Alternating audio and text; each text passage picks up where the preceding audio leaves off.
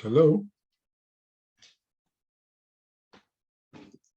Hello, Mr. Stanley. Good afternoon. Afternoon. How are you doing? I'm fine, sir. Good. Starting the webinar by 3 p.m. No problem. What's for the other panelists and the attendees to join? Okay. What's your name? Jessica. Jessica, how are you? I'm fine, sir. Good.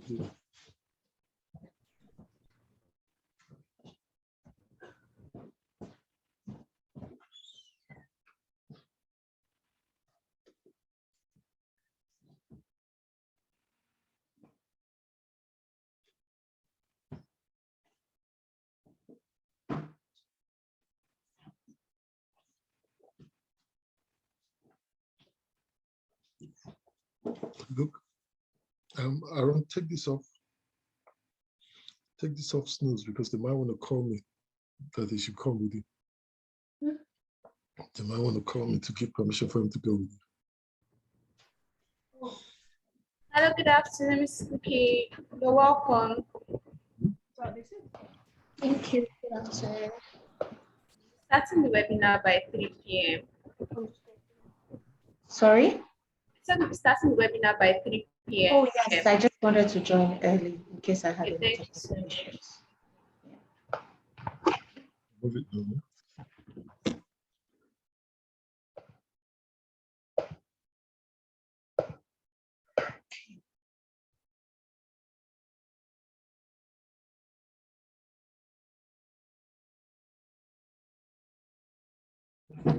Hi, Muriel. Hello, Mr. Stanley. Good afternoon. Afternoon. How are you doing? I'm well, thank you. And you? I'm good. Thanks for the connection. I'm Oh, sure of course. we'll Yes, catch up. yes, definitely. Definitely, yes. Yes, please.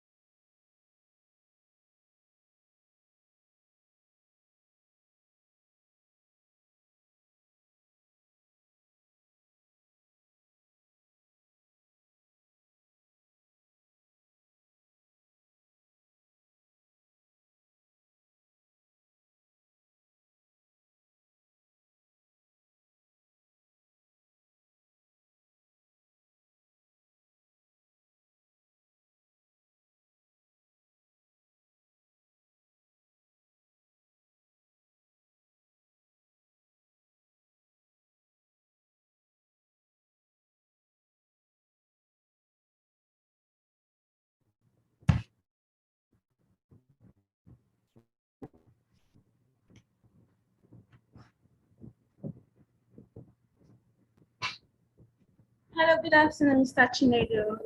Hello, good afternoon. You're welcome, sir. Thank you so much. Hi, everyone. Starting the webinar by 3. Yes, Yeah. yes, I decided to join early to sort of settle down. Thank you so much. Thank you so much. You're welcome. Hi, Janet. Good afternoon. Oh, hi. Sorry, I was muted. Had no idea. Hello. No worries at all. Good afternoon.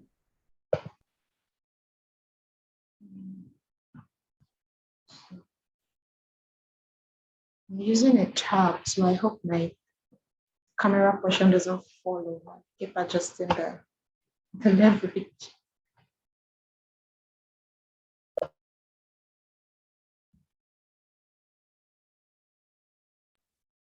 Because our videos certainly have to be on.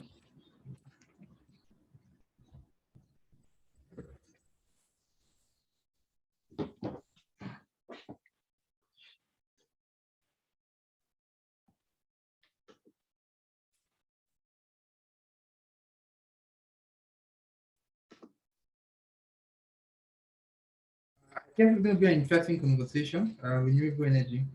Um, just like ESG, it's one of those topics you sort of come across every now and then. Yes, definitely. I think ESG is actually, I wish people would jump on it now because it's going to be really big, particularly from the reporting perspective. Yeah. Yeah, it's something I'm actually trying to get into, but just so We- much to learn. Same I'm trying here. to pace myself. Same here. I'm the team lead for our ESG practice.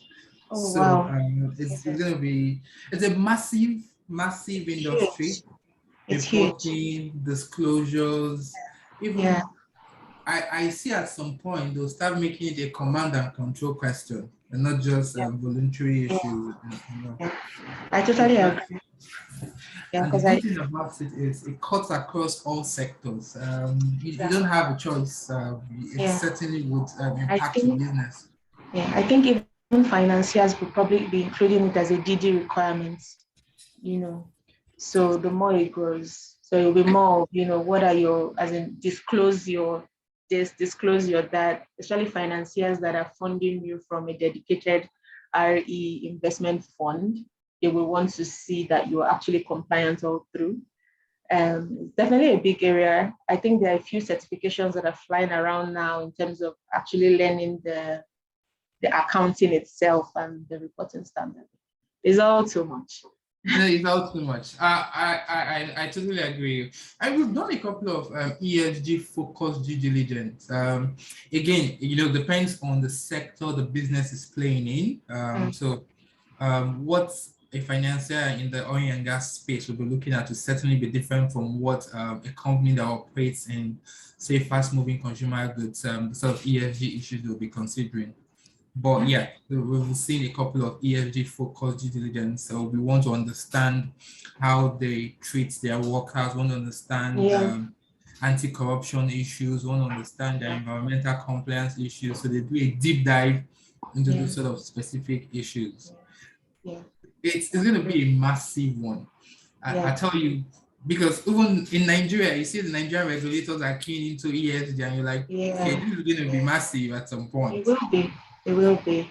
I think, I'm currently in Canada, but up until when I moved, I was practicing, I was in detail, then I was in OA, and just doing RE projects, I could just see the bigger picture. I think a lot of why the industry hasn't blown yet in Nigeria is still because we don't have our policy and regulatory framework in place. We've not really yet articulated what we are doing. You need to know, and I think I touched on it a bit in my slides. It's a two-way process. This climate change thing, it sounds all fanciful right now, but if you look at the UK and what they've been able to achieve in their low carbon economy, essentially is using green as a driver for economic development. And you have to articulate which sectors of your economy, is it your supply chain, is it this, is it that? So but once we paint that picture, we would see like a lot of uptake from investors.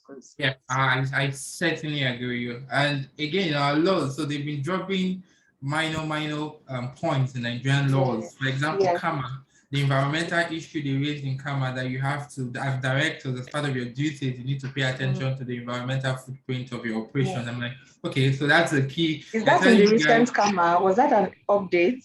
Yes. Oh, wow. In the 2020 KAMA, if you just search for environment, you'll see something linked to the duties of directors. Quite interesting, actually. Amazing. And it's a good one. But again, the Nigerian Stock Exchange, they've done something interesting in that space because now listed entities obviously are required to disclose. So most of the Nigerian entities, you see them, they have sustainability reports, which is good. It's also a good read. It's also a good read. So it's a massive space, really. It's a massive one. But we need to be cautious, though. There's a lot of greenwashing in the space as well. Because you're Certainly. reporting doesn't mean you're reporting, which is where the ESG reporting standards come. What are the metrics? What are we measuring exactly? Because And that's the good thing about ESG. It's not just about green. It's the E, the S, and yes, the G. and the G. So it's quite interesting. To be an interesting conversation, really. I hope so. Too bad, just have 20 minutes. So at some point, I'm sure we'll probably have to rush everything and run away. I hope so. I tried to connect with you on LinkedIn just in case you see my request after this. Oh, okay, certainly, that's fine. And I'll check it. I have to apologize. I'm not that. Oh no worries. That everybody is busy. I totally understand. And it's good. But what we can do, we can sort of exchange details. Yes, please. Later, emails. I'll drop you an email. Yes, I'll be Tanya as well. Yeah. At least I think this conversation has helped to calm my nerves. Oh gosh, yeah.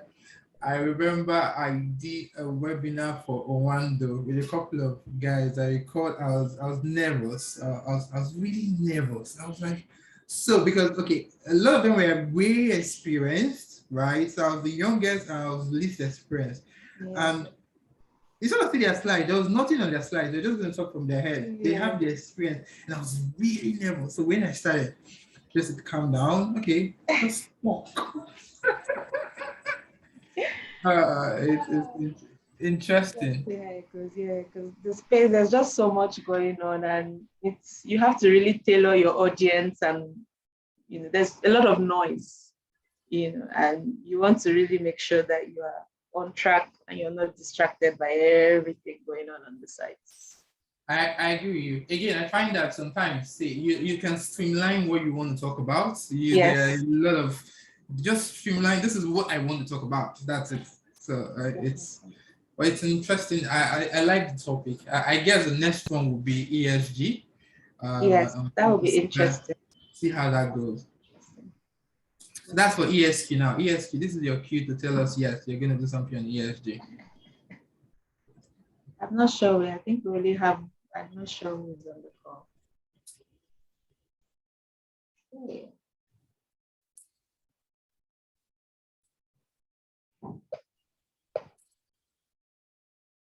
What I find really interesting, and I'm trying to understand it very well, is the fact that Nigerian companies are getting carbon credits and trading it on the voluntary markets, especially for renewable. I actually, because of my research, I saw that a renewable energy. Where?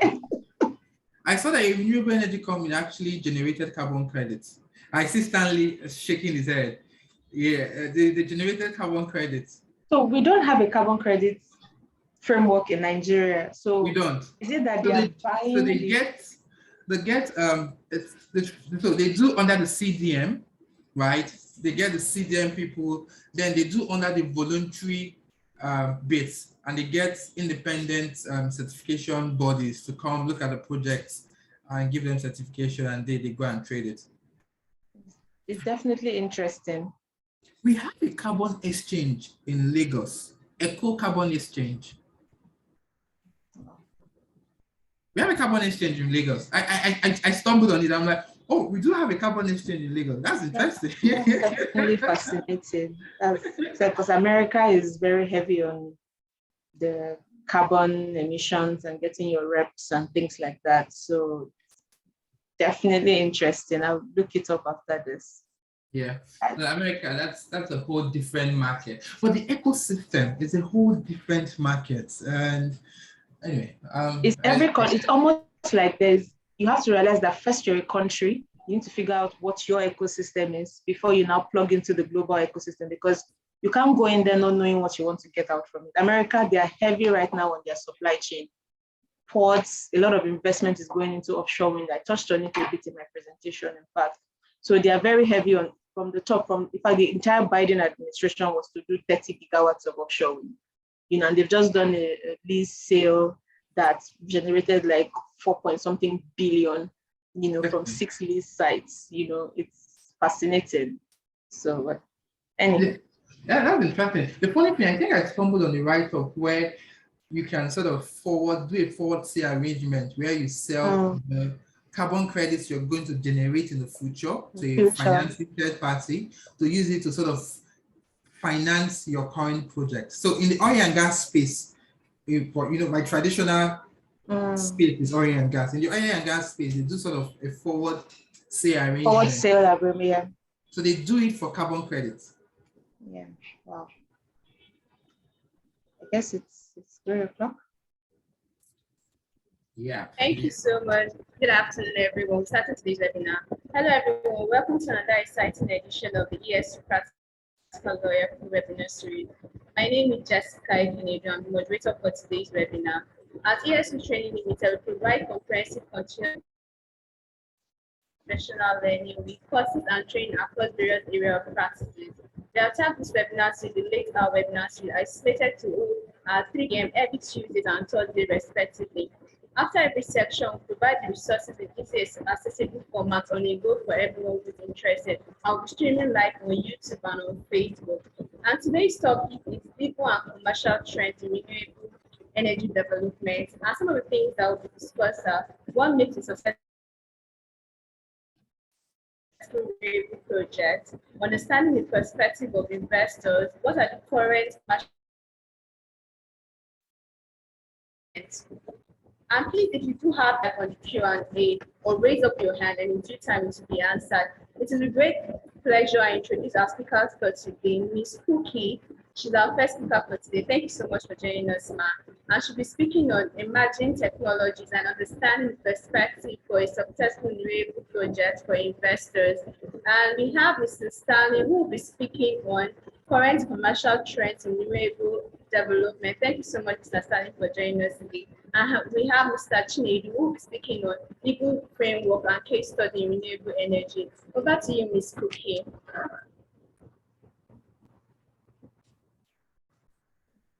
Well, thank you for your introduction. I would go ahead and share my screen. I hope you can hear me clearly. There's no volume on this end as well. Okay.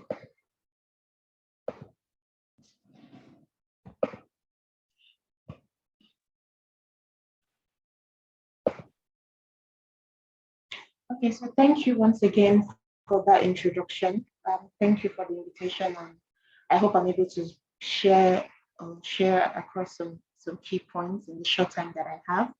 My topic for today is emerging technologies and understanding the perspectives for successful renewable generation projects for investors. In this presentation, I will quickly go over emerging clean technologies. If I use clean technology or emerging technologies, I'm using them interchangeably. I'll quickly go over some net zero solutions. What are the key GHG emitting sectors? I'll touch briefly on the topic of today, hydrogen and wind energy, and then I would go into some of the perspectives for successful projects using the recent New York Bight Lee's offshore wind sale as a case study to sort of draw some key points on what the US government was able to do differently that made it such a huge success. And I would also conclude and share some resources that you can refer to after the presentation.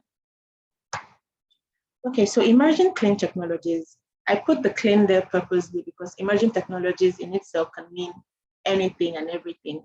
But what are we looking at here is specifically clean technologies. So what are clean technologies? Clean technologies are technology that refers to any process, product, or service that reduces negative environmental impacts. Now, how does it do this? These are, like I said, products that reduce negative environmental impact. They do this through significant energy efficiency improvements. They do this through sustainable use of resources, as well as environmental protection activities. So why are clean technologies the topic of the day? It's because they provide zero carbon electricity. You can use them for seasonal electricity storage, ease grid congestion, boost reliability by using them for ancillary services, also facilitate integration of renewables, solar or wind, into the grid. So generally speaking, these are the technologies that will help us to meet our various net neutral targets. We all know that clean technology is emerging at an explosive rate. This has been influenced by unprecedented global demand for clean energy, acceleration of technologies. New technologies are being developed and are leaving various R&D stages at an exponential rate. Geopolitical shifts, various climate targets, NDCs, climate agreements, net zero targets, and the rest, as well as falling costs. Essentially, there are many factors which, when you put together, is creating a conducive environment for clean energy to thrive. And hopefully what we will be seeing in the coming years is an increased integration of clean tech, the variable clean technologies into clean energy and all the other various GHG emitting sectors, as well as an expedited commercialization of the various technologies that are available. So some of the examples, we have carbon storage, carbon capturing and storage, electric vehicles, energy storage, hydrogen, smart grids, solar, wind, geothermal, tidal, and the list goes on and on. Now, what are net zero solutions and why are we talking about this? Emerging technologies are a key component of the net zero conversation. Essentially, they make up a significant chunk of the solutions that would form part of our net zero solutions for many countries. Achieving net zero requires shifting from carbon emitting technologies and energy systems to technologies that do not emit greenhouse gas emissions, as well as adopting measures that will remove emissions from existing processes. So what are our options from the Nigerian perspective? What are our options in order to achieve our net zero future? Now, this is not a straightforward question to answer, because in developing your solutions or the pathway to your net zero future, there are different technologies, there are different processes, there are different pathways. There may be similarities in terms of the kind of technologies that is used to get there. However, in order to arrive at Nigeria's pathway to net zero, we need a clear analysis of Nigeria's options. What are our significant drivers? What are the significant drivers within and outside of our control? And what are the conditions that are likely to influence success? This is where the concept of safe bets and wildcards come in. I recently came across this concept at a conference last year, and I found it absolutely fascinating. So safe bets are no regret solutions. I'll read the definition on the screen. No regret solutions based on existing technology that can be scaled up to help reach a country's net zero targets. These are technologies that are likely to play a key role in reducing emissions no matter what. So when you think of safe bets, you're thinking of, when you run that analysis I'm talking about, when you run your analysis or your scenario analysis of how you want to get to zero, safe bets are those technologies that will show up in every scenario. They rely on commercially available technology, and they have a reasonable expectation for cost to continue to decline. So no matter what, your safe bets are those technologies that are available right now and that will play a significant role in getting you to your 2030 goals at least. Wildcards, on the other hand, are big risk, big reward technologies that could be important in reaching a country's net zero targets. But as of today, they are fraught with uncertainty, and they are not essentially guaranteed to succeed. Now, these are technologies that will play a role in the path to net zero, but they rely on technologies that are either in R&D, early stage development, and they face a lot of barriers when it comes to scale. So these technologies are not available right now, but as you move beyond your 2030 to your 2040, 2050, you see on the diagram there, you begin to see a lot more uptake in the wildcards as these wildcards become more commercially feasible. So if I take a wild guess, I would say hydropower, for example, is a safe bet. It's available. We know how this works. In many countries, hydropower makes up to 70, 80% of the power that is provided on their grid. Wildcards, on the other hand, I will look at an industry like, for example, tidal energy. It's not yet at scale. It's not yet cost competitive. However, it has huge potential to reduce greenhouse gas emissions. So it may not be available to get you to your 2030, but it's part of the solution to get you to your 2050. Now, why is this analysis important? When a government has an understanding of their wildcards and their safe bets, they can then begin to adjust the regulatory framework in such a way that you create incentives for your safe bets to thrive because you need them now, they're available now. At the same time, you're able to manage the risk and opportunities that are associated with your wildcards. You're able to create a lot more certainty, a lot more accountable regulatory framework that allows you to transition to a net zero future in a fair and inclusive manner.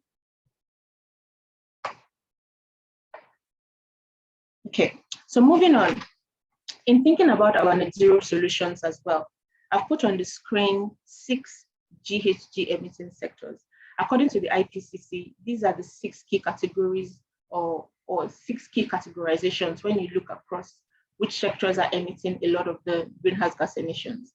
Now, I know that there's a lot of emphasis and focus in Nigeria, particularly on solving our electricity problem.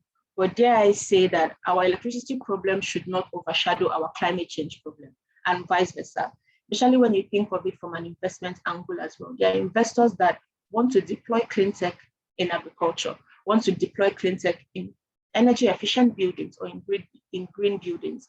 So in developing regulatory frameworks or in thinking through mitigation options, it's a climate change issue. So all these sectors have to be considered. So you're looking at electricity and you're thinking about wind energy, solar, hydropower, geothermal, carbon capturing. We've even seen in recent times oil and gas activities that are adding a carbon capturing element to green those activities. If you look at transportation as well, electric vehicles, we're also seeing various kinds of alternative fuels.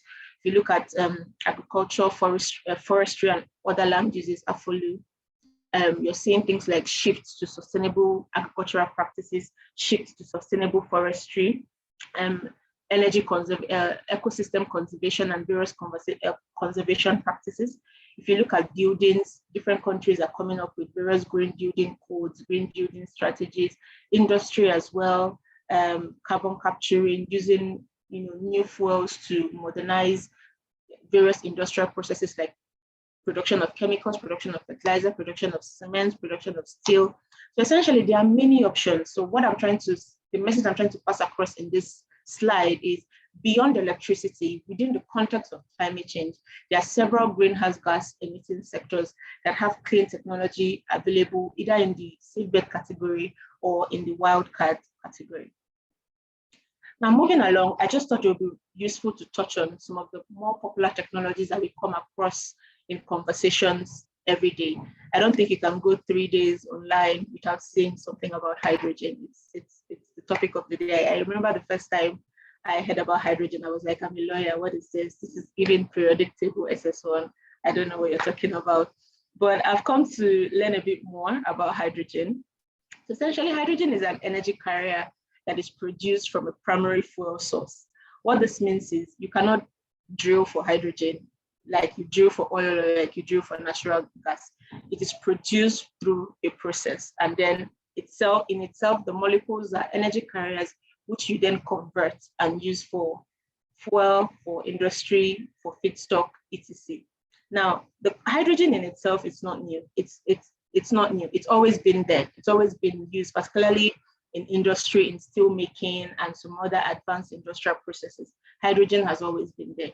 However, what is new is the ways in which we can make hydrogen, especially green hydrogen using renewables.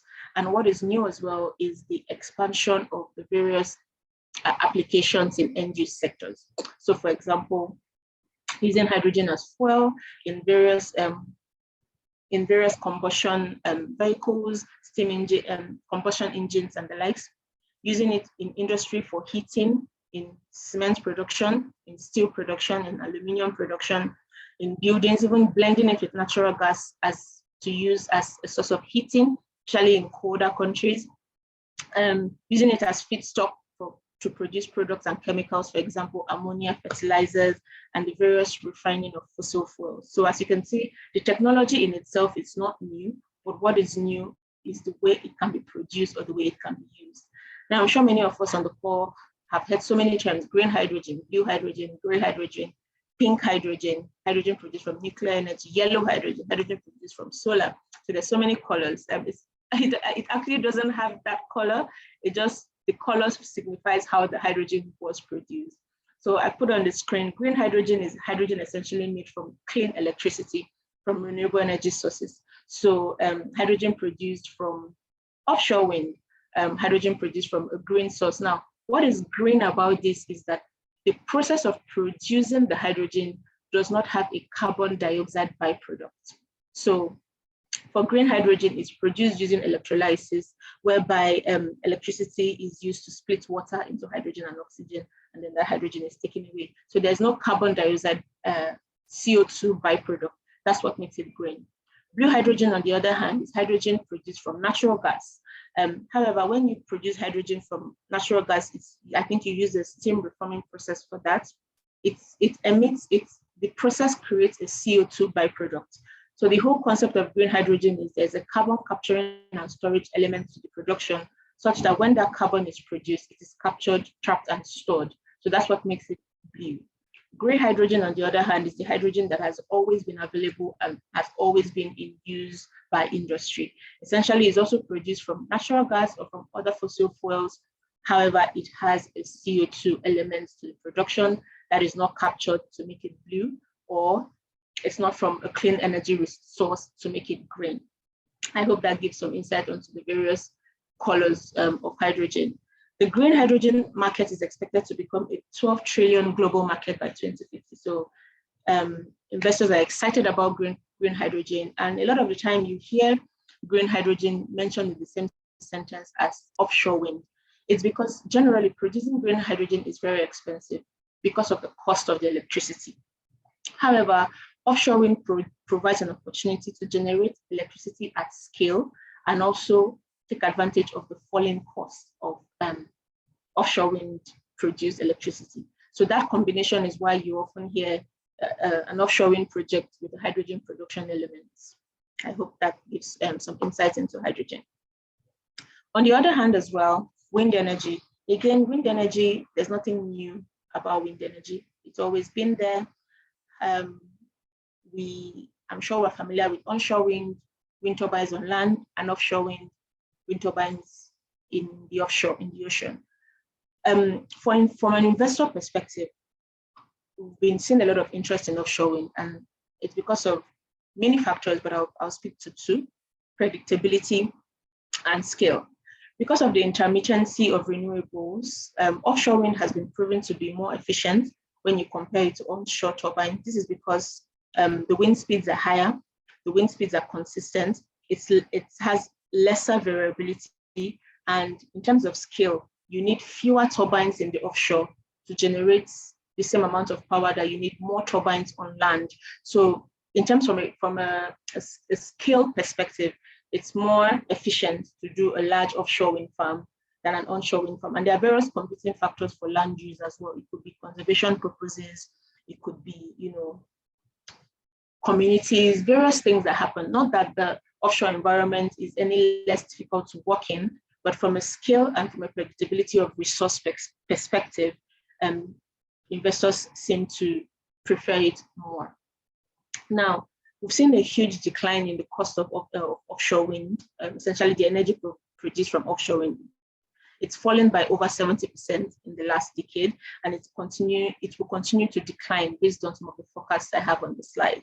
Now, the price of offshore wind would vary depending on the availability of the wind resource, the regulatory and the market environment, technology and maturity, and the various financing assumptions.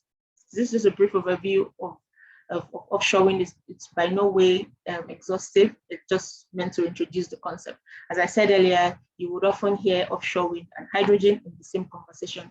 It is because of the falling cost. The levelized cost of electricity for offshore wind is declining, and the cheaper you can get your electricity, the cheaper the hydrogen would be. So moving on quickly, just checking my time here. I think I seem to be running out of time. In terms of perspectives for successful renewable generation projects, I won't go into too much detail because I think this is a topic that we're all familiar with. Essentially, the project has to be bankable. It has to make sense. But in explaining this, I'm coming from an angle of risk mitigation to an extent. Now, to achieve a shared goal of a successful RE generation project, government agencies and private developers must recognize that they're working together as part of a larger common project development and finance process. So government agencies must assess and manage risk throughout the project in the same way the developers and financiers are assessing their risk. It's a two-way thing.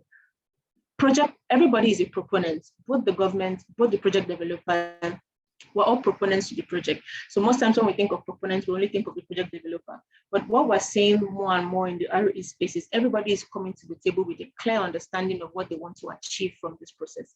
And using the case study I would explain in a minute, we're seeing that early stage decisions, so even before we get to a project, a lot of decisions are being made that would minimize both the real and perceived risk of a project. So take, for instance, I was given a presentation some weeks back, and we found out that of all the ROE financial flows and investments that were made, I think up until 2019 or 2020, only 2% of investments flowed to Africa. And a lot of the reason was based on real or perceived project risk. However, there are a lot of early stage decisions that can be made to sort of curtail what this real or perceived risks are. A lot of countries use processes such as impact assessment to sort of go in and start to begin to engage communities, find out environmental and social effects of the project, and ultimately de-risk their project so that by the time the project is coming to market, it is extremely competitive and it's highly attractive to financiers and investors, and they're able to make bank essentially from the government side. So very quickly, I would use the New York bike lease sale as a case study. Very recently, the US just did an auction for 6 offshore wind leases. Very similar to how we have OMLs and the likes. This is just a different kind of lease for a wind project.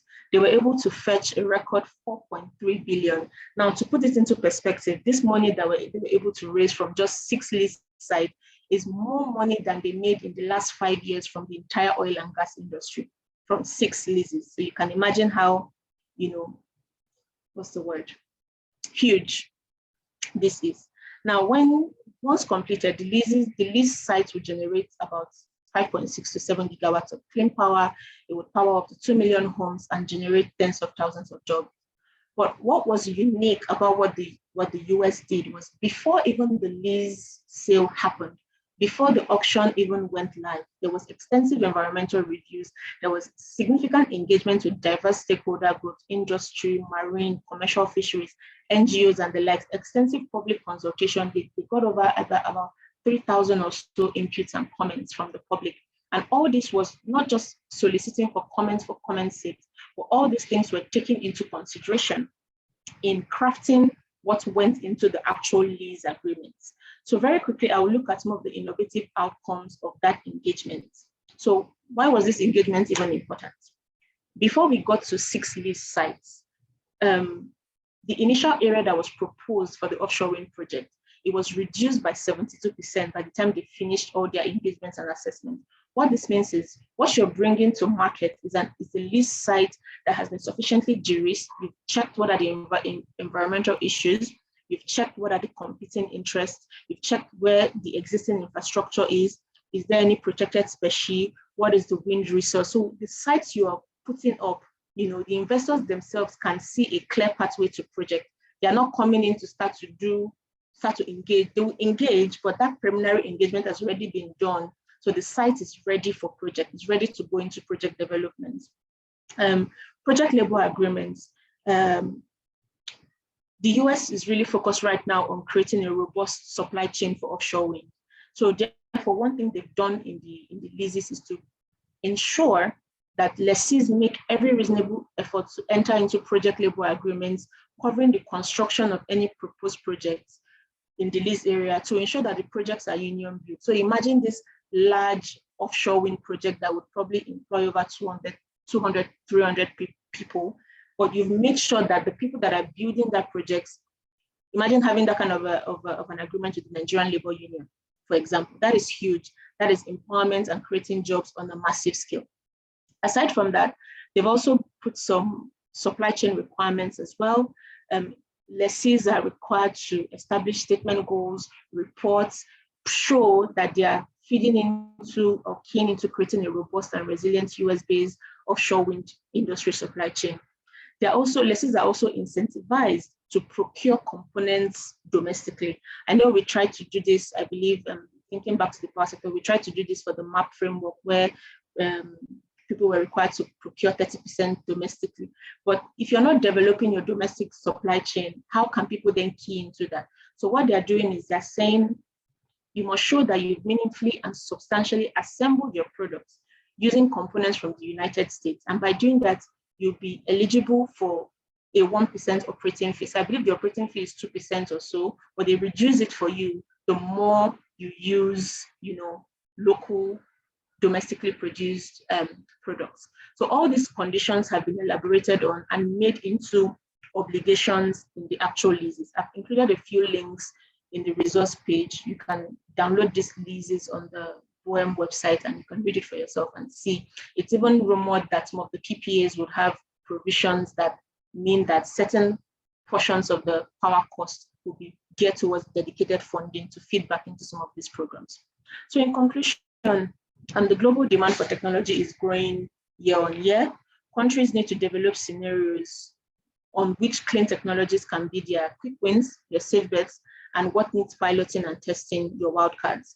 And for the clean technology sector to grow, we need to continue to transform existing industrial sectors, displace less efficient and polluting elements of the economy. Essentially, decision makers need to recognize that the long-term economic advantage of clean technology, along with this potential, it's important. There's money to be made. There's economic transformations that can be done using clean technology. So your policies, your regulations need to reflect the various risks and opportunities. So I hope I've been able to sufficiently speak to this topic. I've put a link here to some of the resources I referred to, the New York White Lease, where you can download some of these materials. So thank you once again for the opportunity to present. Thank you so much for a very insightful presentation. Our next speaker is Mr. Stanley. I'm speaking on current commercial trends in renewable development. Before that, please, if you do have any question, please do type on the Q&A. And after Mr. Chinedu's presentation, the questions will be answered. Thank you so much. Over to you, Mr. Stanley.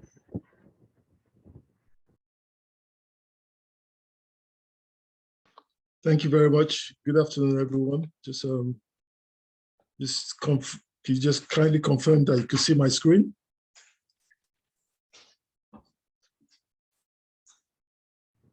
Yes, I can. Fantastic. Thank you very much. Thank you for the opportunity given to me by ESQ, and I want to thank Muriel for actually setting up the precedents for some of the things that I'm going to speak about. She's given you quite a few figures there, which would mean that I don't have to give you too much figures. I'll be speaking from the perspective of UK and some touching on Nigeria because some of our businesses are there in Nigeria. So just to introduce myself, give you a bit about myself. Hold on a second, let me make sure my presentation is going on. Okay, so my name is Stanley Swede. I'm the Group CEO for African Investment Gateway Group. That's our website there if you want to check out what we do. I'm also the Chief Investment Officer for Green Renewable Energy Consortium. These two companies are UK registered companies. So we operate here from the UK, but we have businesses across Africa and some other, Nigeria and some other countries. I also sit on the board of Afforestation Africa, which I'll be touching on slightly as the Chief Investment Officer. So I'm the Chief Investment Officer for both Green Renewable Energy and Afforestation Africa. Good. So Muriel touched on some of the sources for green or renewable energy. I'm just going to skip through this very, very quickly. She talked about hydro, there's biomass, there's solar energy, there's geothermal energy, there's wind. There's also a few others that we'll touch on as we go along on the presentation. In terms of what we're working on, and while I introduce one of our companies, which is green, which is Afforestation Africa, we have a project through Afforestation Africa, a company where we're planting trees. Minimum is about 10,000 hectares of trees across 10 deforested countries across Africa.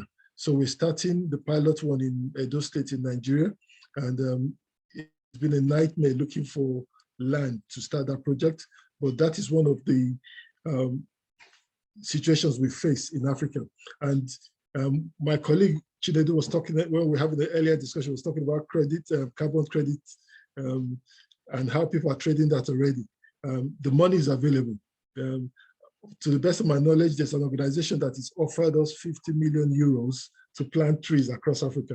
You understand? So, and we need those trees. We need to start seeing trees as viable commodities right now. And before the trees grow, we'll have the opportunity to also plant cash crops on those lands. So you can imagine how we'll be solving multiples of problems going forward. I'll touch on some of this energy in a while. Let me touch on solar energy and what we're doing in the space in Africa. So we've just tried to solidify some land at the moment, just outside, well, in Ogun State, in Ottawa, where we're trying to put our first 50 megawatts of solar energy. And in this situation, it is very embarrassing to say Egypt has 580 megawatts of solar energy farms, and Nigeria is lagging behind with less than 50 megawatts total. So something has to be done about that. We know there's policies that are not enabling for this to take place. And I guess in our generation, that's part of the work that we have to do. Solar, that's for solar. For wind energy, we're nowhere near what we should be doing in Africa. Some countries are taking up on it, but Nigeria, with the hills and mountains that we have, and with our offshores that we have, we should be leaders in Africa on wind energy as well. But again, it's something that we're looking at attracting investors towards.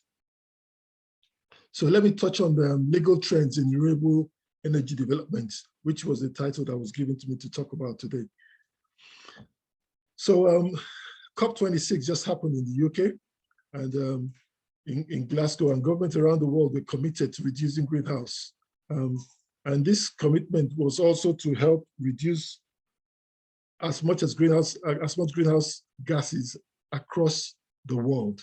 Some governments are very open to the idea, whereas some economies are still struggling to keep their head above water. So you can imagine that the enthusiasm that UK government might have is not the same as the Nigerian or some other government might have in doing this. But however, I want to bring our attention that over 130 countries around the world have now made this a workable agreement. So they want to reach net zero carbon emission. Each country has their own timescale that they want to do it by. But I want to bring it to our attention that just as some countries are facing sanctions at the moment around wars or things like that, you'll be amazed how this will start becoming prevalent in terms of how they control this. So some countries will start facing sanctions if they're not doing enough across this. So it's very rewarding economically to make sure we do this. Many countries have pledged to get net zero economy within the decade. So before the next 10 years, they've pledged to do that.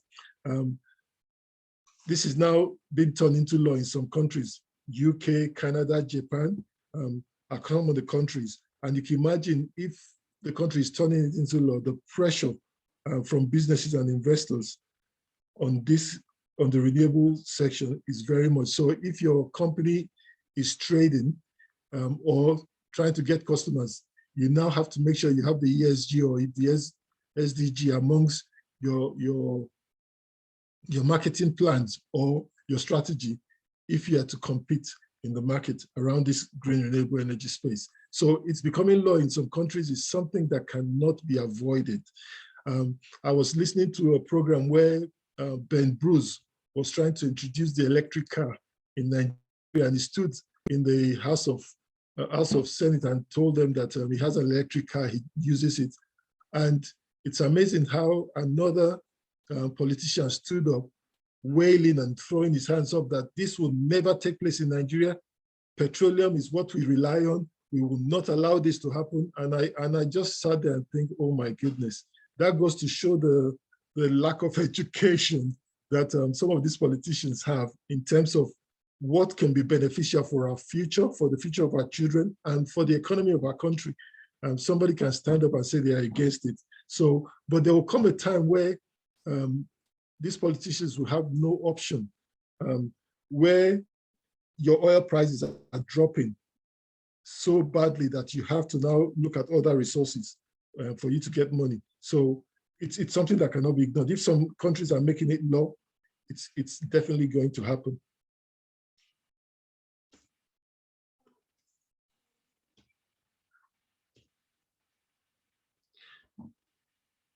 So global energy suppliers are on notice to phase out their reliance on climate warming fossil, just like I was discussing on using petrol and using nuclear energy. So renewable is the source for the future, either we like it or not. So government have to sit up to it. And I'm hoping that if we use Nigeria as an example, the government of Nigeria will now start sitting up to see what they can do. A nation like ours should have those infrastructures in place. Listen, here in the UK, we're not where we need to be. That's the honest truth about it. We're still working towards that. No country is where they need to be. America is far ahead. True, UK is a bit far ahead, but it's still behind. There are many, many forces driving global energy transition. As a significant shift from steam to electricity happened last century, it's the same thing. There's going to be a significant shift right now to green renewable energy.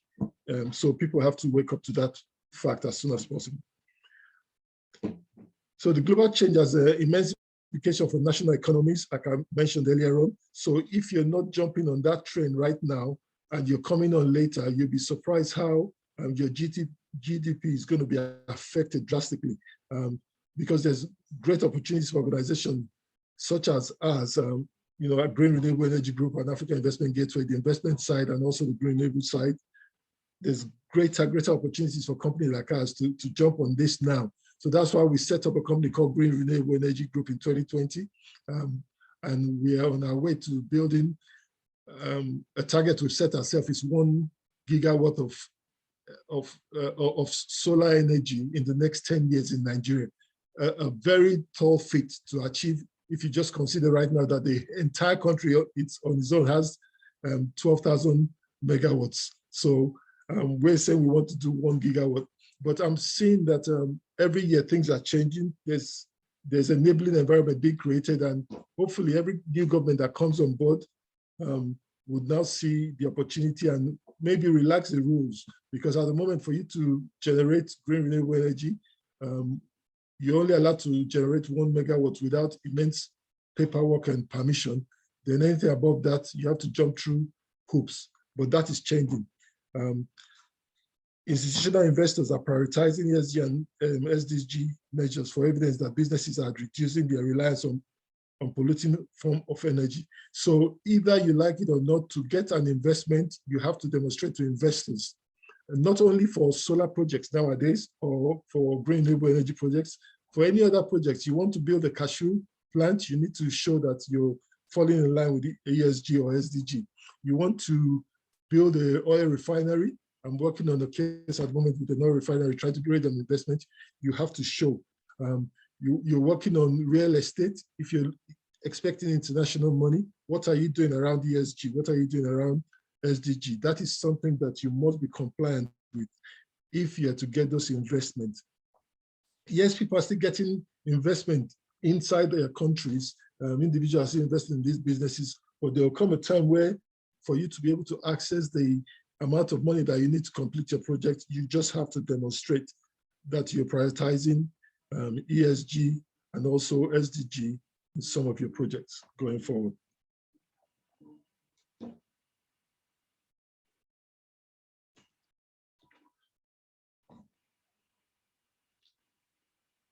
I'm just checking if there's any questions there, but we'll take questions at the end of it. I presume we'll take questions at the end. Okay. Yes, sir. No problem. So what are the commercial trends in renewable energy? Let me just touch on some of the commercial trends that are happening right now that we're seeing.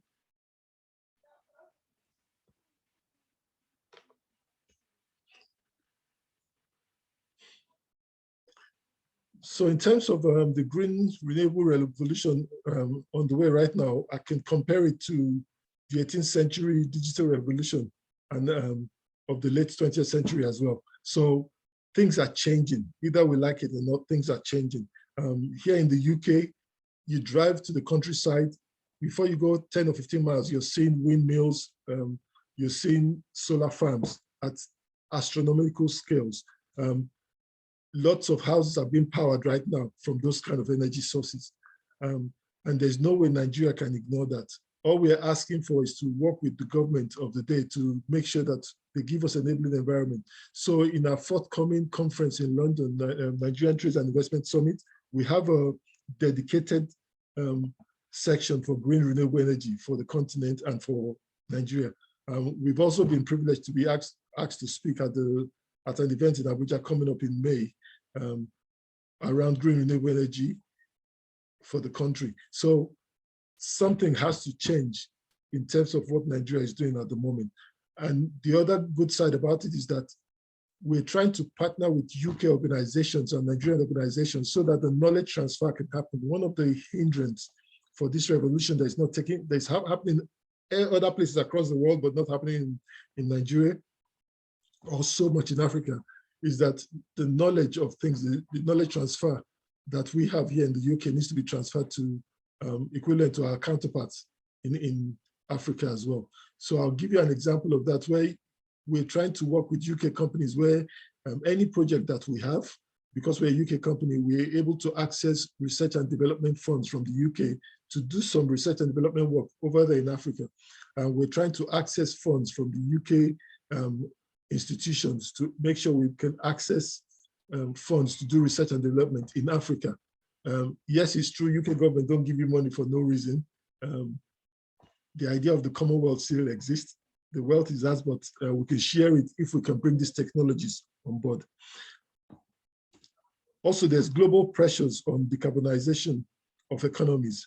It just simply means that renewable energy sources will increasingly make up a large share of energy mix, and therefore markets for green energy will grow exponentially in the next 10 to 15 years.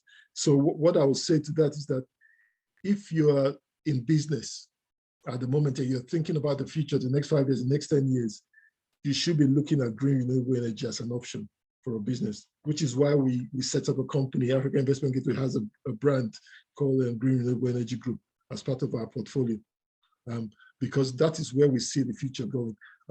I know there's trading happening across Europe right now on power purchase agreements. You know, if you have a power purchase agreement from almost any country, it can be traded on the stock market right now, in the energy stock market. We've been working with partners in Nepal, partners in some African countries to get them to the stage where they're able to now market and sell their PPAs. It's a huge market going forward.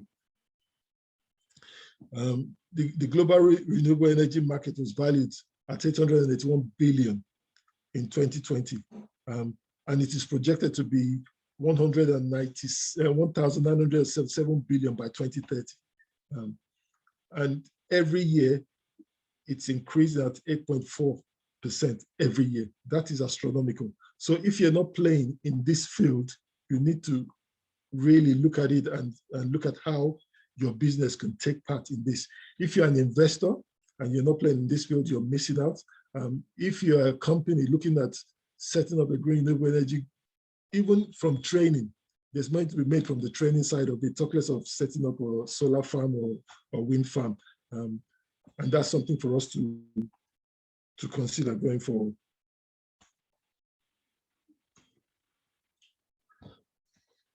Okay, another commercial trend that's happening is that there's dramatic cost reduction in production, especially for wind and solar projects to be launched right now. Before, you needed government subsidy, so government was shying away from that because they had to subsidize it. Right now, you don't need that because investors are putting money in that you don't need any subsidy for it.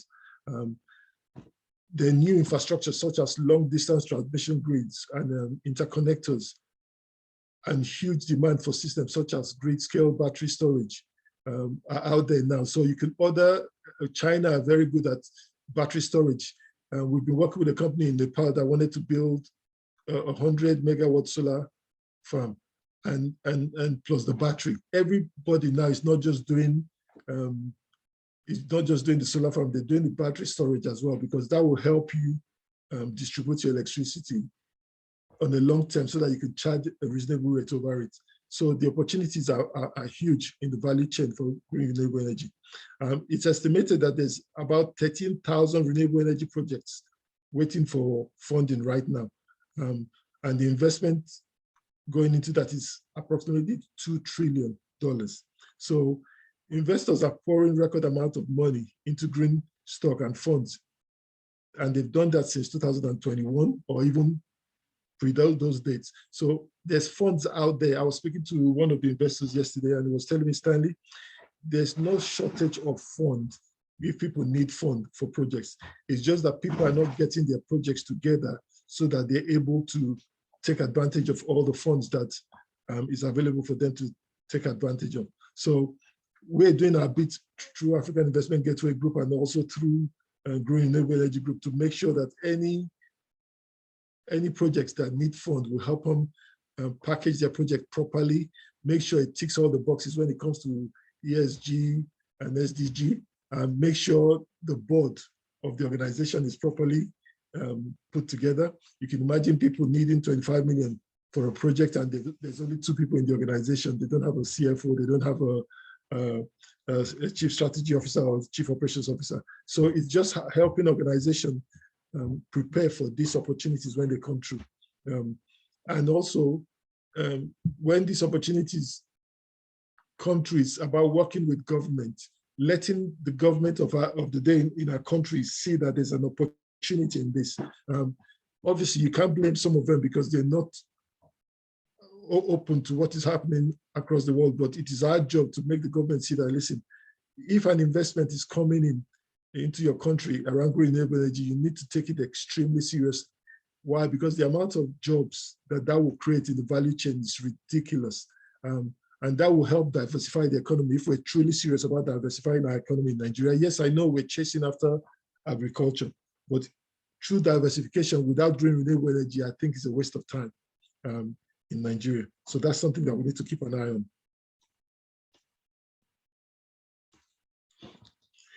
So again, there's extra opportunities for thousands of companies such as us. You know, we own the Green Renewable Energy Consortium, which is a UK registered company, and we also have African Investment Gateway. We have other companies that we're working on, but also the technological side of things, because the AI side of all of this is huge. So if you're a fintech or you're a tech company and you're thinking there's no room for me in this, there's so much room for tech companies to take a slice of this cake because of all the things that are available under the value chain of green renewable energy.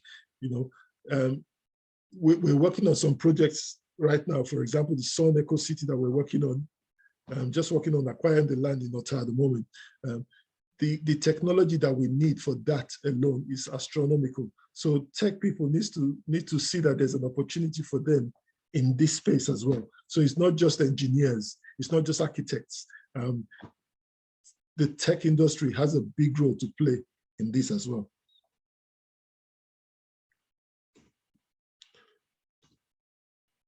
So in conclusion, I just wanted to add that to get into the green renewable energy space, companies need to start thinking ahead to say, how do we get into this space? What do we need to do to be part of this?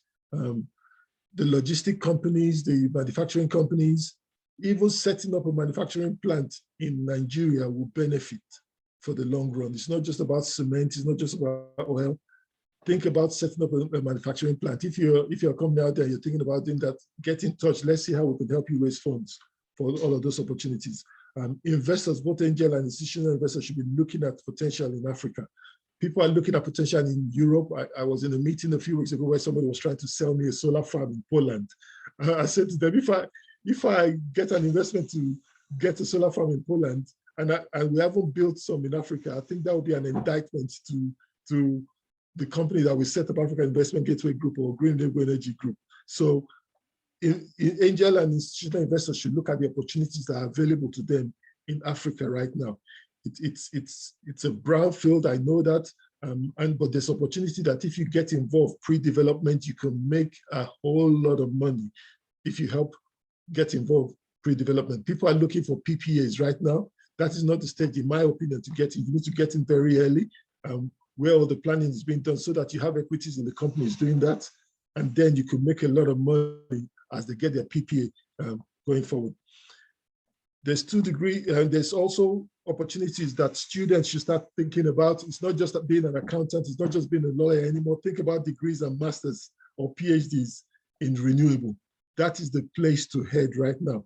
If see that as an option, if you want to study abroad, if you study at home, look at green renewable energy as an option to get your degrees or your master's or your PhD, because this is going to be an area that you cannot ignore for the future.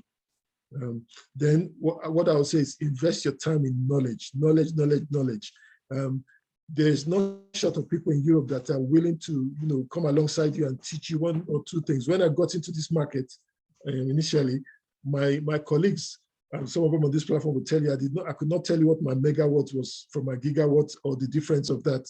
And it took me taking time to learn from a colleague of mine that is actually built a solar farm from start to finish in Nigeria, to learn about what the rules are, what you need to know about the impact and environmental impact assessment, the length of time, how much you need to raise for 10 megawatts, how much you need to raise for 50 megawatts. It took time. We've been in meetings with Nigerian NNPC, the Renewable Energy Division, to see how we can build a biofuel plant. So the opportunities are vast in our country. Because nothing is happening right now does not mean nothing will happen in the future. So I'm going to encourage people to start looking at this as a viable and profitable business for the future. You cannot run away from what is going to be happening in the next 5 to 10 years. So it's better to just start and set up your store and see how you get into this market. Okay, I've got a few minutes left. So I want to thank you, and I want to also thank our host for putting this on. I'll take some questions at the end of this. Thank you to ESQ for putting this webinar on. I remain Stanley Oswede, as one of my colleagues would say. Thank you very much. You're very welcome, sir. Thank you so much for a very profound presentation. Our next speaker is Mr. Chinedu, and he will be speaking on legal framework and case studies in renewable energy. But before he speaks on the topic, if you have any question, please do type on the Q&A, and after his presentation, the questions will be taken. Thank you so much, sir. Over to you, Mr. Chinedu. Thank you so much. Good afternoon, everyone. Brilliant presentation, Stanley. Interesting that you mentioned EFG. Obviously, renewable energy is a key part of EFG. My name is Chinedu Kema. I'm a partner in Denton Zakers Law. I've been asked to discuss legal framework and also discuss a case study in renewable energy. Before I sort of go into the legal framework of renewable energy, it's sort of important to give a bit of perspective. Why are we talking about renewable energy? Murray and Stanley, they've done brilliant jobs of sort of setting the background for me. If you look at Nigeria, 85 million Nigerians are without access to grid electricity. That's approximately 43% of our population, and we are regarded as the largest energy deficit country in the world. An estimated loss of 26.2 billion United States dollars. So that's a lot of money we lose every year because of electrification issues in Nigeria. And renewable energy is sort of like a low-hanging fruit if we want to close that economic leakage and also improve our electrification rates in Nigeria.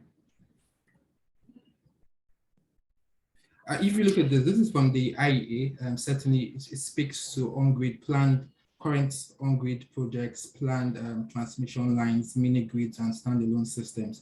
And if you see, for you to achieve universal access to electrification in Nigeria, there's no way you can do that without standalone solar systems. So you see the green talks about off-grid projects. So certainly there's massive opportunity for renewable energy projects in Nigeria, for companies, even for small players playing in the solar home system space to sort of create value and obviously economic opportunities. Going into the targets, certainly for Nigeria, the federal government has certain targets, and obviously we've discussed about COP26. And if you look at our updated national determined contribution that was submitted, some of the targets we have with respect to renewable energy, the federal government is looking to add 30% of on-grid electricity from renewables. So we have 12 gigawatts of additional large hydro We have 6.5 from solar PV. For off-grid renewable energy, the plan is to have 13 gigawatts mini grid, solar home systems, street lights, self-generation.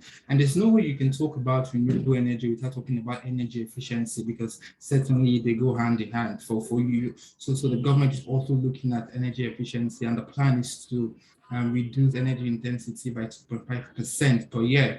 And for biofuels, and Stanley had mentioned about the fact that we were discussing with the NMPC on biofuels, and the current projection is to blend 10% of fuel ethanol with gasoline, and also blend 20% of biodiesel with petroleum diesel. Again, massive opportunity for companies looking to go into the biofuel space for projects. We currently have an automotive biofuels industry program. Certainly, this is an NMPC program. The aim is to develop biodiesel projects and also fuel ethanol projects. So this sort of provides a bit of perspective of the issues we have with our electricity sector and the FGN targets to show the market opportunities for companies to come in early, be players early, to sort of lead that space. You can talk about the problems and the opportunities without also talking about the achievements. The Rural Electrification Agency, they've certainly commissioned a number of projects. And if you look at some of the achievement as at 1st April 2022, they've connected more than 6,000 connections through mini grids. They have solar home system that's more than 480,000. And if you look at the energy installed for mini grids, up to 960 kilowatts. Obviously, there's massive room for improvement. And again, it goes back to the fact that the opportunities, companies need to start playing in this space as early as possible, and sort of not sideline renewable energy as sort of part of greenwashing. Obviously, it's not part of greenwashing, and there's a lot of money to be made in the renewable energy space. I'm sort of now going to the legal framework of renewable energy in Nigeria, and I'll stick to the key policies and laws we have. Certainly, you cannot talk about renewable energy in Nigeria, especially from a power perspective, without talking about the Electric Power Sector Reform Act. That's the key act in Nigeria currently. NEC plays a key role, especially for licensing renewable energy projects above 1 megawatts. And you have the Rural Electrification Agency that sort of implements the Rural Electrification Strategy and Implementation Plan. And there's the Energy Commission of Nigeria, interestingly, and this commission was established, I think, in the 70s. The essence of the commission is to sort of plan overall energy sector development and policy implementation. And again, we can't talk about energy sector development in Nigeria without talking about renewable energy. And we have different policies. A key one that I've mentioned is the National Renewable Energy and Energy Efficiency Policy. A good read, I think, up to 18 ministries came together to sort of put together that document that sort of sets out strategies, plans for the development of renewable energy in Nigeria. And they went ahead to develop an action plan. So the National Renewable Energy Action Plan and the National Energy Efficiency Action Plan sort of speaks to how they want to achieve the policy strategies, how they want to achieve the objectives of the National Renewable Energy and Energy Efficiency Policy. Sort of shows the fact that the government is taking renewable energy sector seriously. They want to develop that sector. They see it as a low-hanging fruit because it's expensive to develop the national grid to sort of reach everywhere. So for off-grid areas, renewable energy is the best way to reach those communities to ensure the electrification of those communities. And I've mentioned about the Rural Electrification Strategy and Implementation Plan. That's for the Rural Electrification Agency to sort of reach certain unserved and underserved areas. And there are NEC regulations and the mini grid regulations. I was having a conversation with an investor recently, and they mentioned that the NEC mini grid regulation is one of the best. It's one of the best regulations they've ever seen. And this is an investor with projects in Asia, in the Middle East. So it sort of shows the fact that the regulators are looking to really push the renewable energy space. Interesting. Most people, when they speak about the Petroleum Industry Act, they sort of focus on the oil and the gas aspect without really paying attention to biofuels. And if you look at the Petroleum Industry Act, especially the definition of transportation fuels, the Act defines transportation fuels to include biofuels and hydrogen. And transportation fuels is sort of within the regulatory ambit of the Nigerian Midstream and Downstream Petroleum Regulatory Authority. So what this means is, if you want to develop a biofuels project in Nigeria, there's a legal framework you can build upon. You know, if you look at most papers, one of the issues they raise in terms of the development of biofuels in Nigeria, and to an extent hydrogen, is the fact that there is no legal and regulatory framework. That's not the case, because the PIA talks about biofuels in one section, and if you connect the dots, you see that the Midstream Authority has the full regulatory oversight over biofuels projects. So that's from a bankability perspective. When you're considering the legal issues, you sort of have that particular legal framework taken away, because now you have what you can use for your project. And Climate Change Act, that was passed at the last quarter of last year. And we had, Stanley had mentioned carbon credits trading, and the Climate Change Act sort of touches on all this. For example, it talks about, at some point, the Federal Inland Revenue Service will introduce carbon tax. Obviously, I guess we were late because most countries have carbon tax. Canada, for example, if you know, last year they increased their carbon tax. The Climate Change Act also talks about emissions trading, carbon credit trading. That's a whole different ecosystem. It's a marketplace that we can develop and push it, because the economic benefit will be massive. It will create jobs. It's sort of, in addition to reducing emissions, to create job opportunities, and adds to the Nigerian economy. And there are actually companies in Nigeria that are tapping into the carbon credits market, especially the international market.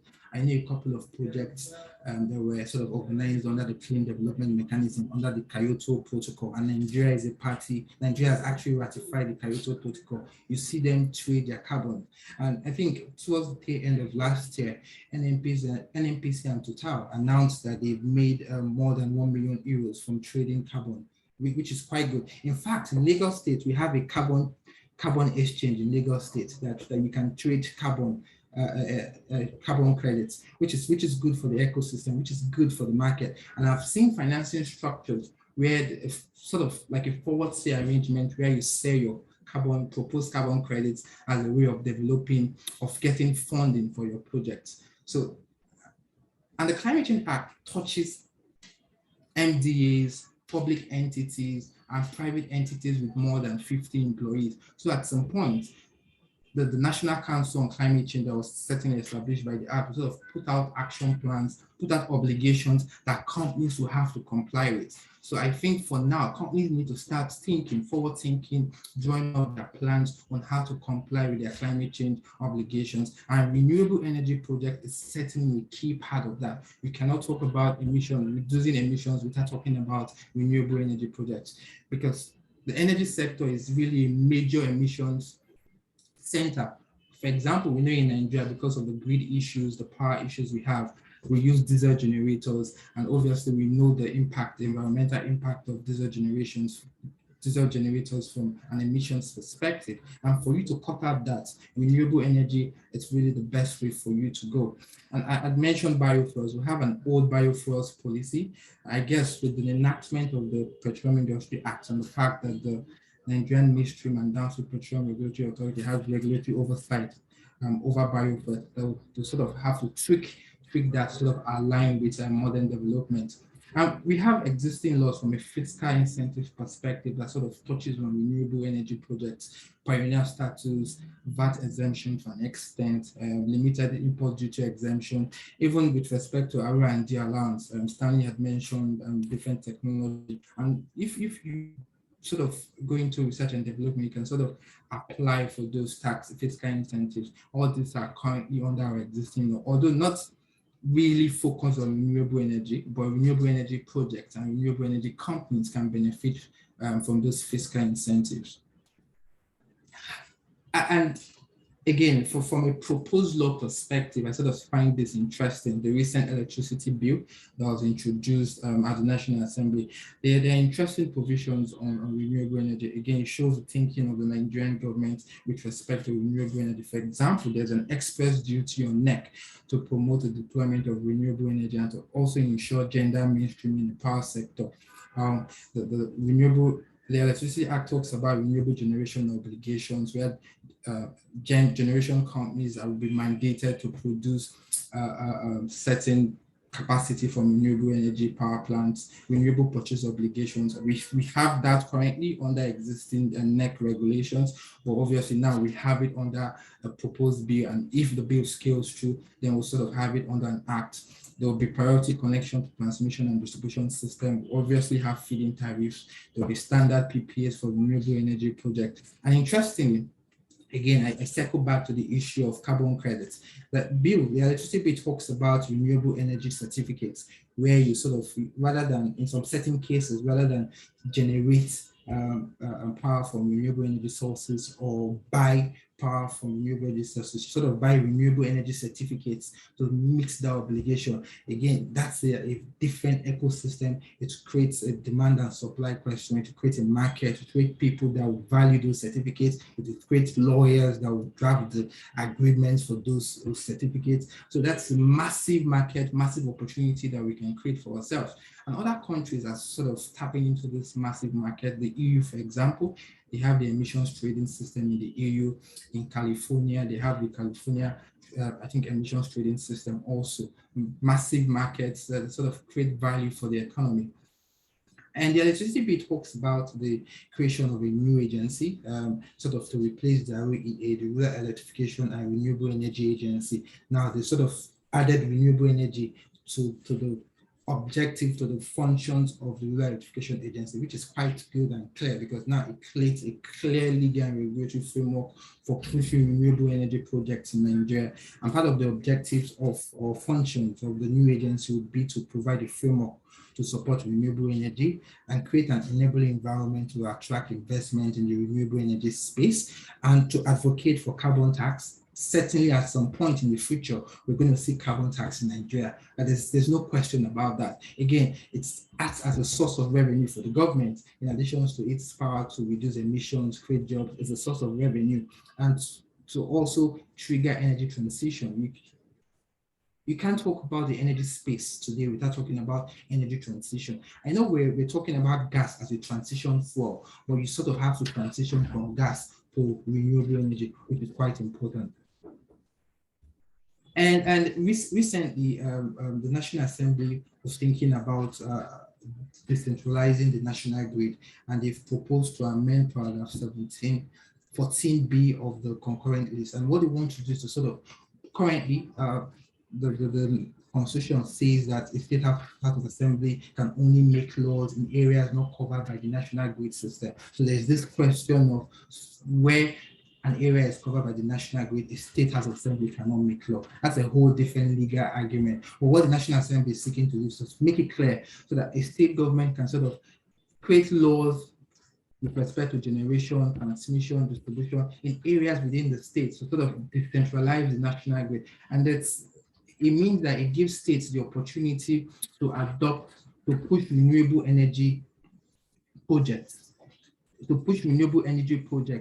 in what they are doing. And the recent grid collapses sort of speaks to the need for the swift passage of that particular constitutional amendment. Again, massive market. Imagine a situation where 36 states plus the FCT will have laws that sort of are geared towards pushing the deployment and utilization of renewable energy projects in Nigeria. That's a massive market, different opportunities for different players to come into the space to sort of push and make money off it. In terms of case study, and to sort of lay the background, those are the laws, those are the policies and the proposed laws that they are looking to introduce in Nigeria. I sort of want to conclude with a case study. This is like a concept project we're working on with a client, and the size of the project, different projects for industrial clients. The size is between 100 kilowatts to 5 megawatts. Obviously, depending on the size, if it's more than 1 megawatt, then you have to talk about getting an off-grid electricity generation license from NEC. But if it's less than that, then obviously you don't need a license for that. So the system is a PV storage diesel hybrid system. Obviously, with solar is intermittent, the same thing as wind. So you need to store. So you have inverters, you have batteries for that to store energy. Then as a bit of backup. You have your diesel generator to act as backup, because obviously you need a situation where, because you're providing to an industrial client, you need to guarantee at some point that they're going to have energy for a particular number of hours. In terms of documentation, sort of documents you see the PPA, the term is between 10 to 20 years, again, depending on the size of the project. The key for some industrial clients is they want to classify what they spend on their electricity as OPEX rather than CAPEX in the first instance. Obviously, there's a tax deductibility question that comes into play. And at some point, they can decide to either buy off the project prior to at the end of the period. Sort of in your PPA, you need to work that out. You need to put in the formula for determining the value of the project at that point. And then the EPC contract and the O&M. The good thing is that the company, a foreign entity, is looking to utilize local entities for their EPC and also utilize local entities for the O&M side of it. You have your lease or your sub-lease agreement, again, depending on whether the project, the industrial client is the owner of the property or is a lessee in the property. So you sort of put that in place. That gives the project company the right to mount the solar power plant within the property for that long. And obviously, if you're doing a lease or a sub-lease of more than 3 years, you know you have to comply with the land registration requirements depending on the state where the project will be. But from its funding perspective, and what we saw in that project is we're looking to fund it with shareholder loan. Obviously, when you advise on the shareholder loan, you can structure it to get a bit of tax benefits from a withholding tax perspective. You need to ensure that if it's a foreign loan coming from a foreign shareholder, you put in place your CCI, the Certificate of Capital Importation, allows them to go to the official foreign exchange market to get Forex at reduced at official rates. And then you have a bank loan. For your bank loan, you want to make sure that your bank loan is a local currency loan so that there's no currency mismatch, because under the PPA, what the industrial client will be paying is Naira. And if your loan is in foreign currency, the question is who takes the exchange rate risk? Obviously, that's a negotiating point. But to reduce that exchange rate risk or eliminate it, you want a situation where your bank loan is denominated in local currency. In that way, you're able to meet up your debt service obligations. That's sort of highlights of the project we put together for a client. And there are different structures you can adopt for your project. It can be pay-as-you-go structure, it can be a solar lease structure. So there are different structures, sort of, again, depends on the client, depends on the project, and depends on what you want to achieve from a funding perspective. To conclude, really, I had mentioned the massive opportunity in the renewable energy space, and there are laws, existing laws and proposed laws that sort of shows that the opportunity in the renewable energy sector is massive. I've mentioned the Climate Change Act, carbon tax at some point, emissions trading. I've also mentioned the proposed electricity bill with renewable energy certificates, with generation obligations and purchase obligations. We mentioned the decentralization of the national grid, you have 36 states and the FCT with the power to pass their laws to sort of push generation, distribution, transmission systems. Obviously, there's no way they will pass the law without talking about renewable energy and energy efficiency. And then obviously at some point, we need regulatory synergy. We have the ECN, we have NEC, and there are really other agencies I can mention. You have NEMSA. So we need that synergy. And you sort of get that synergy in the marketplace, really. You get that synergy where you work with different regulators as point to create that synergy, especially when it comes to permitting, certifications, licensing. You know, when you discuss with project developers in Nigeria, when it comes to renewable energy, they always talk about access to finance. And Stanley had mentioned the massive funding opportunities available from the international funding market. You just have to get your project right. You just have to make sure that you answer the bankability question. You cannot be running a renewable energy project that requires massive investment and you're just the only one. You sort of need to put together a very solid team, a solid business case, so that when you put prospective investors, they look at your project, they're able to sort of relate to it. And again, to conclude, you need to tie your project to the ESG question or the SDG question. Very important. ESG stands for environmental, social, and governance. There are key questions you need to answer to make sure that your project is bankable, make sure your project is interesting for investors. Thank you so much. Happy to take questions to discuss this. Renewable energy, it's a topic I'm interested in, and also ESG, because I see massive opportunities in those sectors. The laws in Nigeria point to that, even the recent CAMA, and you see there's an environmental obligation that was thrown into CAMA for directors to ensure that the operations of their companies meet certain environmental requirements. It just speaks to the fact that at some point we'll start playing in this space. And as an investor, you need to position yourself to benefit from the massive opportunities. Thank you very much. Thank you so much, Mr. Actually, I think she wants to ask a question.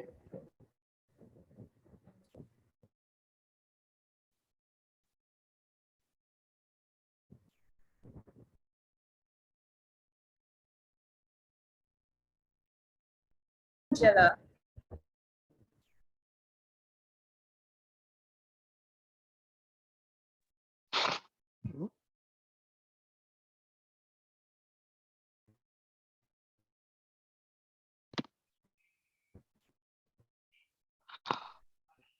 Angela.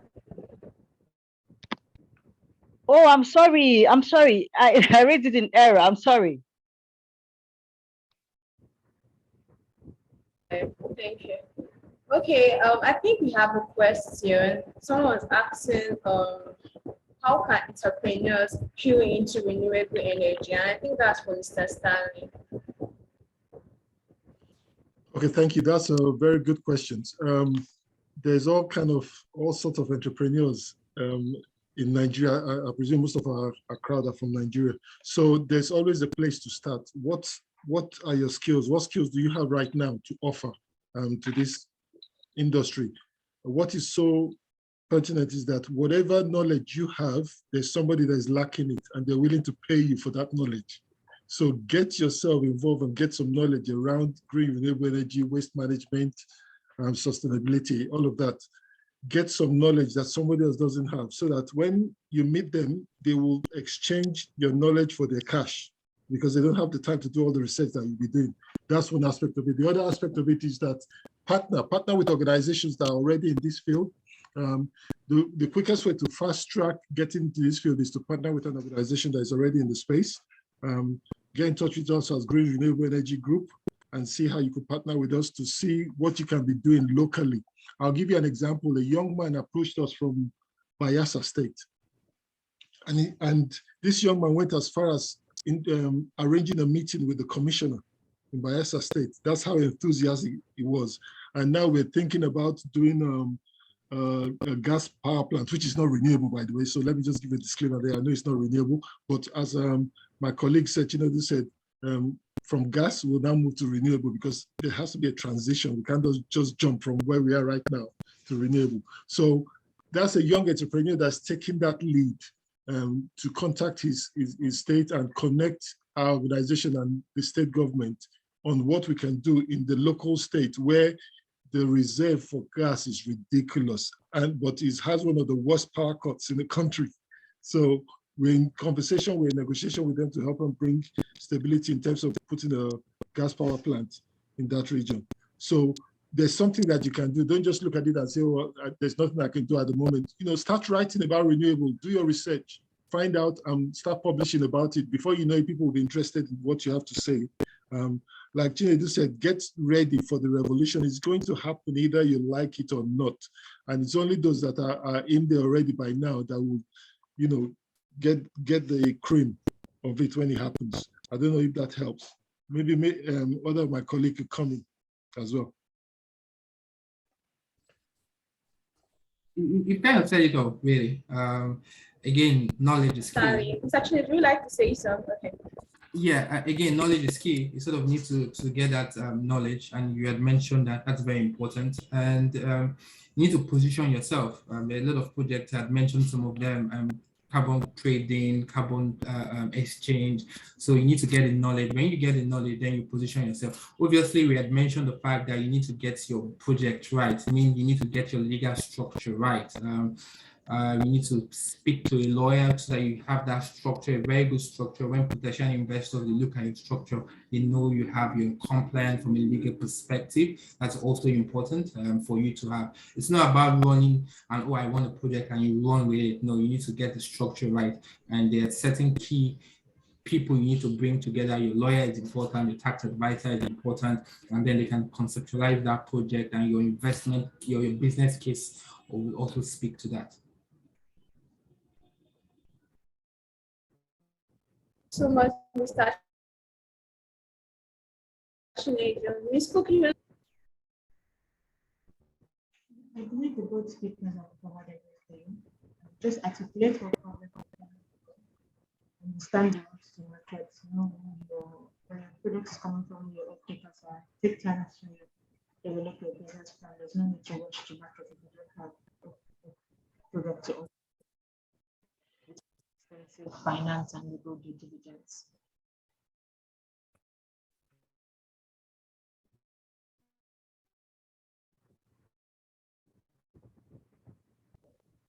Can you hear me? Yeah, thank you so much. Mr. Success. Can anyone hear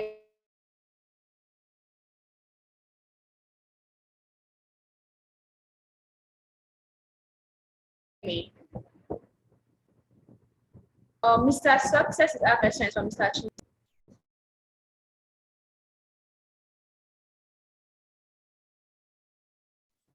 I think it's network issue, so can hear anyone. What's PPF? What is a PPF? Hello, is that a question?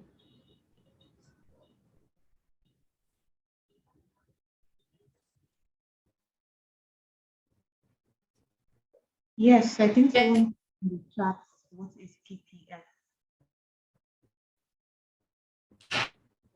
A PPF or a PPA? Oh, a PPA, yeah, I was just thinking about that. Do you mean a PPA?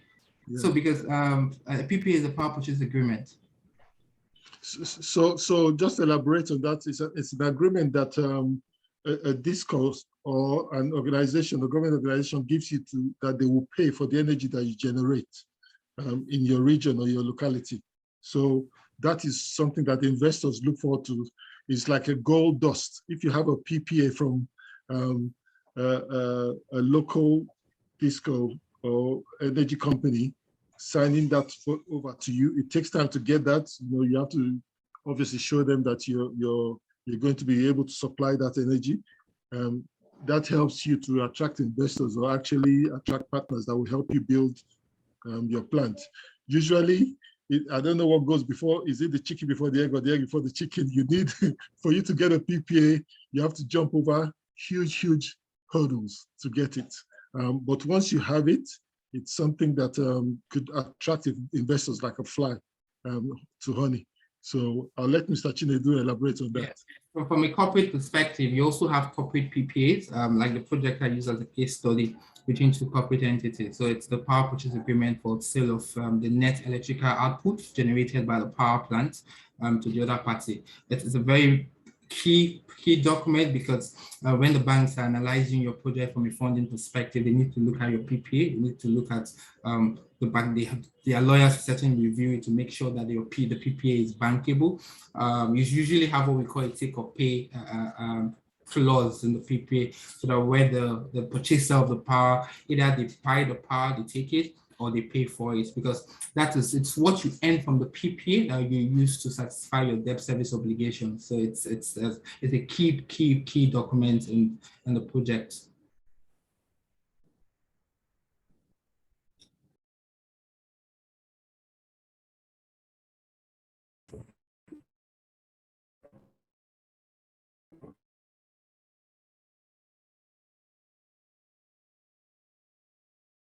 Very sorry about that. It has been a profound section today, and we look forward to having you in subsequent webinars.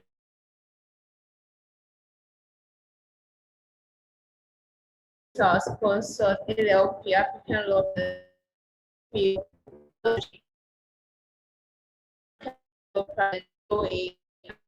for sponsoring our webinar. Thank you. attendees for participating in slides, sorry. Please note that our next webinar series will be on Thursday by 3 p.m. and the topic is on cyber security and data protection for hybrid working, ESG.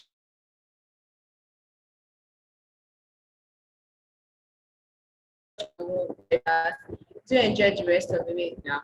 So have a nice day, sir. Thank you so much. Thank you, Stanley. Thank you, Murray. Interesting one. Cheers.